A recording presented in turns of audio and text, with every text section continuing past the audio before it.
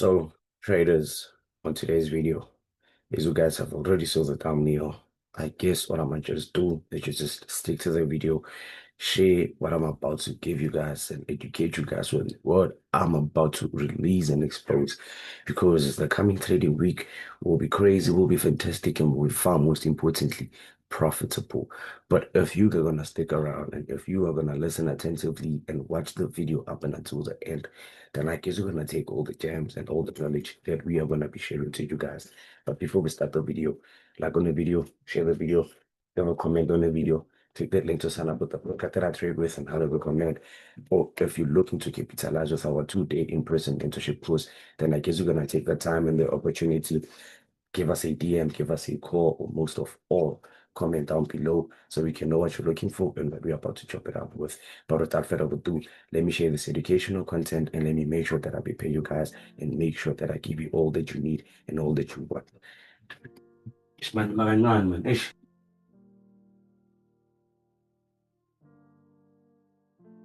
So, first page that we're going to be working on will forever be the NAS.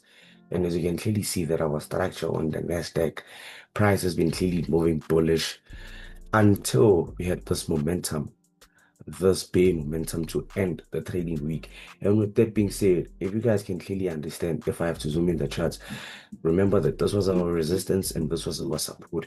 And we made it clear and equivalent that obviously from every breakout, price needs to come back for a retest before we can move in our overall direction, right? So with that being said, you can clearly see that we had a breakout of this very same zone, and price ever since has been pushing to the upside until we had this overall all-time high double bottom, double top, right?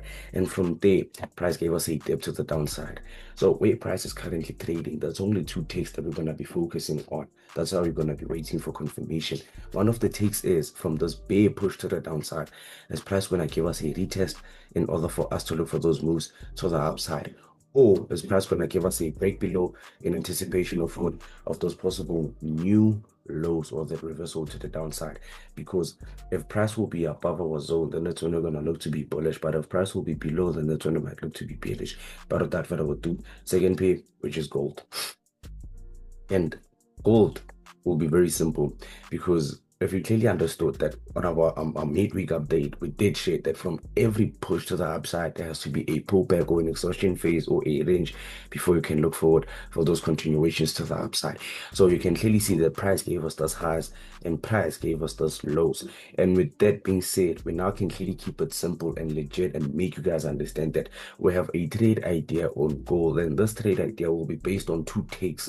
And the very first take will be if price will give us a break above our highs, then we're going to look to continue bullish in anticipation of possible new all-time highs.